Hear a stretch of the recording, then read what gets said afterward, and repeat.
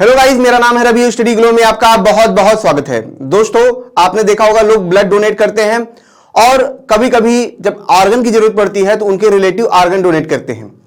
लेकिन अब आप देख पाएंगे कि इंसान नसों को भी डोनेट कर पाएगा, जो वेन्स है, जो आर्टरी है, उनको भी वो डोनेट कर पाएंगे।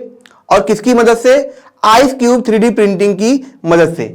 यहां पे अगर आप देखेंगे, ठीक है, तो जो आइस प्रिंटिंग करके ये बात यहां पे चली है, यानी कि एक ऐसा 3D प्रिंटर है जो क्या करेगा, मतलब आइस 3D प्रिंटर है जो क्या करेगा, नसों को बनाएगा, यानी कि नस को भी हम ट्रांसप्लांट कर पाएंगे। मैं आपको एक चीज बताऊं दोस्तों कि अभी तक क्या था कि जो 3D प्रिंटर थे वो क्या करते थे, एक तरीके से ऑपरेशंस करने लगे थे जो इंसान थे। यानी कि बहुत से देशों में आप देखेंगे तो वहां पे क्या होता है, जैसे स्टोन हुआ, इन सब के जो ऑपरेशंस होते हैं वो 3D प्रिंटर करते हैं, यानी कि वो इतने एडवांस होते हैं कि वो अपना काम कर लेते हैं।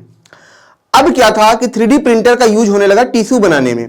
यानी कि आपने चीज देखा होगा, स्टेम सेल के बारे में सुना होगा, या फिर हम ये कहें आर्टिफिशियल मीट के बारे में आपने सुना होगा। तो जो आर्टिफिशियल मीट होता है उसमें जो टिश्यू बनते हैं वो किसकी वजह से बनते हैं? स्टेम सेल की वजह से बनते हैं। अब हुआ क्या?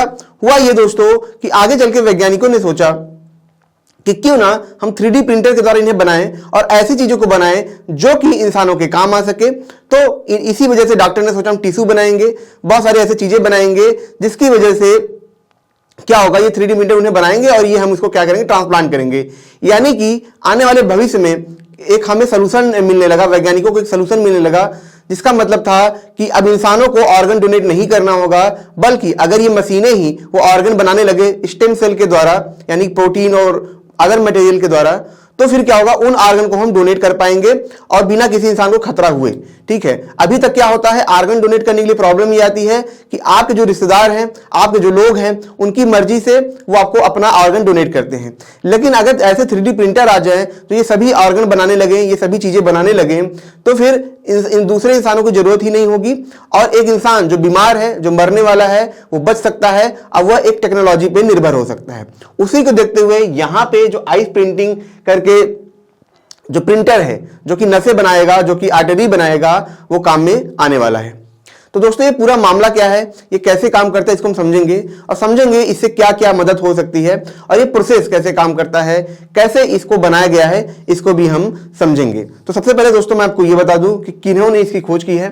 तो यहां पे उनका जो नाम है दोस्तों, मैं आपको बता दूं कि फेमियो यांग है। ठीक है, ये डॉक्टरल कैंडिडेट हैं, ठीक है, mechanical engineering Carnegie Mellon university में। मैंने पहले भी ये बहुत बार ये बोला है कि जो भविष्य है, आप देखेंगे फिजिक्स में बहुत काम हो रहा है, माइक्रोसॉफ्ट, इंटरनेट, AI में बहुत काम हो रहा है, लेकिन न्यूट्रिशन और बॉडी की जो दुनिया है, मतलब बायोलॉजिकल जो दुनिया है, उसमें अभी बहुत ज़्यादा शोध नहीं हुए हैं। उसमें बहुत ज़रूरत है। अगर उसमें रिसर्चर खोज करते हैं तो उन्हें बहुत ज़्यादा फायदा होने वाला है। तो यहाँ पर भी अगर आप देखेंगे तो ये इंजीनियर हैं, लेकिन इन्होंने उस नॉलेज को यूज किया है बायोलॉजिकल प्रॉब्लम को सॉल्व करने के लिए। तो ये एक बहुत अच्छा होता है, क्योंकि इसमें कंपटीशन भी कम होता है और ये नीड है। मतलब आप समझिए कि कोई ऐसा दवा खोज दे, जैसे कैंसर ट्रीटमेंट, बहुत सारी सी बीमारियां हैं। तो एक समस्या ये भी थी, यहाँ पे जो डॉक्टर यंग प्रॉब्लम सॉल्व कर रहे हैं, समस्या ये थी, मैं आपको बताता हूँ कि ऐसा नहीं है कि नसें नहीं बनाई जा सकती हैं, ऐसा नहीं है कि जो आर्टरी है वो नहीं बनाया जा सकता है। वैज्ञानिक बनाते हैं, बहुत सारे प्रोटीन, बहुत सारे मटेरियल का मिक्सचर करके, ठीक है, स्टेम सेल का यूज करके उसको बना लेते हैं। लेकिन फिर सवाल उठता है कि समस्या कहाँ पे आती है? समस्या आती है कि जब ये क्या करते हैं, उसको ट्रांसप्लांट करने जाते हैं वहां पे। क्यों? क्योंकि जब वो उसको ट्रांसप्लांट करने जाते हैं उन नसों को, उन मटेरियल को, तो प्रॉब्लम ये होती है वो खराब हो जाते हैं, वो एक तरीके से डिजाइन होते हैं, मतलब प्रॉपर डिजाइन में भी नहीं होते, प्रॉपर स्मूथ नहीं होते हैं। आप जरा समझिए कि जो ब्लड होता है हमारे नसों में फ्लो करता है, इसका मतलब हमारी जो नसें हैं काफी स्मूथ हैं, उसकी वजह से जो ब्लड होता है उसके अंदर फ्लो कर पाता है। लेकिन जब आप वही पार्ट आप क्या करेंगे, ट्रांसप्लांट करना चाहेंगे और वो प्रॉपर डिजाइंड नहीं है, प्रॉपर स्ट्रक्चर्ड नहीं है, प्रॉपर स्मूथ नहीं है, तो वो चीज ट्रांसप्लांट नहीं हो पाएगी, या ट्रांसप्लांट मतलब होना तो मुश्किल है। अगर कर भी ले तो प्रॉब्लम यही आएगी कि जो ब्लड फ्लोटेशन है वो काम नहीं कर पाएगा, आगे चल के चीजें खराब हो सकती हैं। और एक सबसे बड़ी समस्या ये आती है कि जो चीज हम बनाते हैं और जब ट्रांसप्लांट करने लगते हैं, उनके बीच में जो गैप होता है, उस गैप में वो टिश्यू, वो जो होते हैं, वो खराब हो जाते हैं। ये एक बहुत बड़ी प्रॉब्लम थी, इसी वजह से ये बहुत ज्यादा मुश्किल था। आप देखेंगे ऑर्गन ट्रांसप्लांट में हमेशा ये देखेंगे कि जैसे लीवर हुआ, ये सब हुआ, ये तो वहां से निकालने में उनको कुछ टाइम तक रखा जाता है और फिर बाद में उन्हें लगा दिया जाता है, वो काम करने लगते हैं। लेकिन जो नसें थी, जो आर्टरी था, इसके साथ ऐसा नहीं होता है।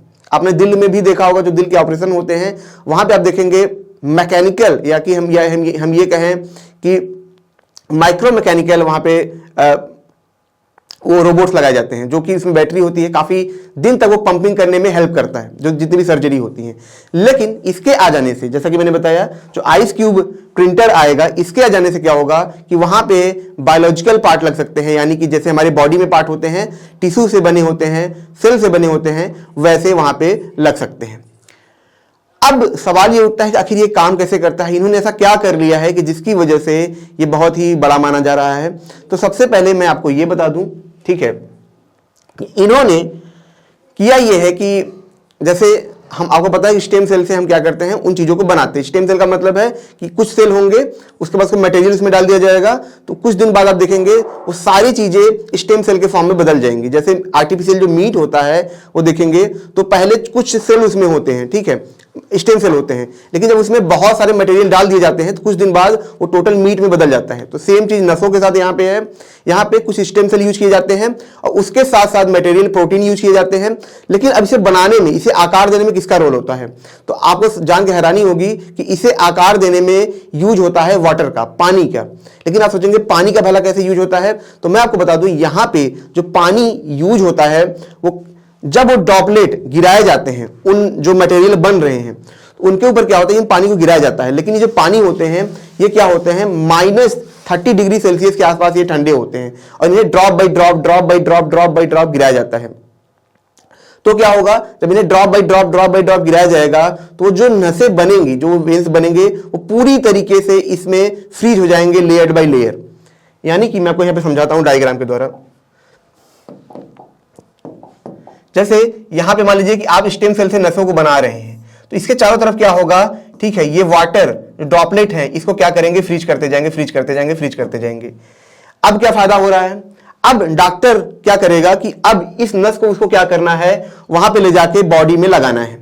तो इससे क्या होगा, फ्रीजिंग की वजह से क्या होता है, ये जो सेल होते हैं ये खराब नहीं होंगे और सबसे बड़ी चीज, इन्हें स्ट्रक्चर मिल पाएगा। जैसे नसें अगर इस फॉर्म में चाहिए तो इस स्ट्रक्चर के फॉर्म में ये नसें तैयार हो पाएंगी। पहले प्रॉब्लम क्या थी, पहले अगर ये नसें तैयार करना चाह रहे थे तो समस्या ये आती थी कि ऐसे से अनस्ट्रक्चर फॉर्म में तैयार होता था। लेकिन इसकी वजह से जो वाटर ड्रॉपलेट हम गिरा रहे हैं, इसकी वजह से क्या होता है कि ये स्मूथली स्ट्रक्चर फॉर्म में तैयार होती हैं और सबसे बड़ी बात है ये खराब नहीं होती हैं। तो डॉक्टर क्या करेगा, इन नसों को लेगा, इन नसों को ले जाने के बाद वहां पे बॉडी में लगाएगा, बॉडी में ट्रांसप्लांट करेगा। जैसे जो हमारे दिल की नसें होती हैं, ठीक है, जो बड़ी बड़ी नसें होती हैं, वहां पे भी ऐसी नसें बनाई जा सकती हैं, उन्हें ट्रांसप्लांट किया जा सकता है।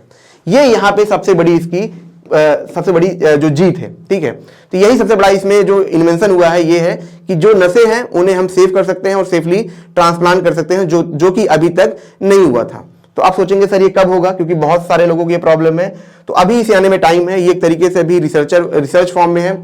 अभी तो ये प्रेजेंट भी होगा बहुत सारे कॉन्फ्रेंस में, उसके बाद इसे अप्रूवल दिया जाएगा, तब ये लोगों तक ये मतलब जाने लगेगा। और सबसे बड़ी प्रॉब्लम किसी भी इन्वेंशन में ये आती है कि वो कितना सस्ता हो पाता है। ऐसा नहीं है कि इन्होंने नसें बनाना शुरू कर दिया है तो ये किफ़ायती है, हो सकता है कि इसके चार्जेस बहुत महंगे हों। तो रिसर्च के बाद, कुछ सालों की इन्वेंशन के बाद हमें ये पता लगेगा कि ये जो चीज़ है काफ़ी सस्ती हो पाएगी या नहीं हो पाएगी। जैसे कि बहुत सारे ऐसी बीमारी हैं जिनके इलाज हैं लेकिन वो इतने महंगे हैं, करोड़ों में हैं, कि लोग उसे अफोर्ड नहीं कर सकते हैं। तो टेक्नोलॉजी तो आ गई है, लेकिन ये अफोर्डेबल अगर होगा तो ये आम लोगों तक ये पहुँच पाएगा। तो दोस्तों ये छोटा सा लेक्चर था। अगर ये आपको अच्छा लगा हो इसे लाइक करें, कमेंट करें, शेयर जरूर करें। और जैसा कि मैंने बताया, हमारा फ्लो का कोर्स आप जरूर अवेल करें, क्योंकि आप 2-3 साल से तैयारी करते हैं, उसके बावजूद भी आपका कोई एग्जाम नहीं निकलता है, क्योंकि जो आपका माइंड होता है वो फ्लो की स्टेट में नहीं होता है। रिसर्चर ने ये पाया कि जो टॉप परफॉर्मर होते हैं वो फ्लो की स्टेट में जाके पढ़ाई करते हैं, और वही फ्लो की स्टेट को हैक किया जा सकता है, एक आम इंसान के अंदर पैदा किया जा सकता है। इसीलिए हम मात्र 299 में ये कोर्स लाए हैं, जब आप फ्लो 25 कोड आप यूज करेंगे। तो मिलते हैं नेक्स्ट लेक्चर में। Thank you so much.